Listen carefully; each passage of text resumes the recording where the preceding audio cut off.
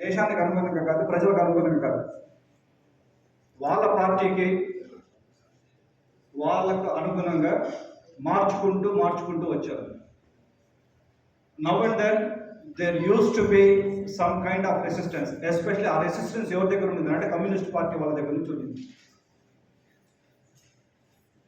కానీ అప్పుడున్న ప్రభుత్వాలు చాలా బలంగా ఉన్నాయి కాబట్టి they never paid much attention to those resistance.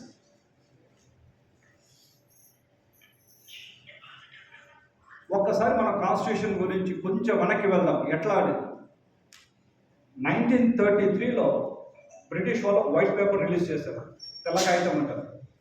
ఆ తెల్ల కాగితంలో ఏముంది అంటే మీకు కాన్స్టిట్యూషన్ రాసుకునేదానికి ఛాన్స్ కల్పిస్తాం, అవకాశం కల్పిస్తున్నామని చెప్పేసి ఇండియన్ నేషనల్ కాంగ్రెస్కు చెప్పారనమాట. And immediately 1934 MN Roy, the first communist leader, అతను he made a demand. It's not a request. గుర్తుపెట్టుకుని రిక్వెస్ట్ కాదు, ఒక డిమాండ్ అనేది చేశాడు. ఆ డిమాండ్ ఏమిట్రా అంటే మాకు వీలైనంత త్వరగా రాజ్యాంగాన్ని రాసుకునేదానికి అవకాశం కల్పించండి అని చెప్పేసి. మీకు అందరికీ తెలుసు, రాజకీయం ఎవరినైనా నమ్మొచ్చు, మగ రాజకీయ నాయకులు మాత్రం నమ్మకూడదు. Very sorry to say this because as a student of political science I can coat n number of examples, especially Indian politicians. చేద్దామంటేనే చేయడు, చూద్దామంటే అసలు చేయడు.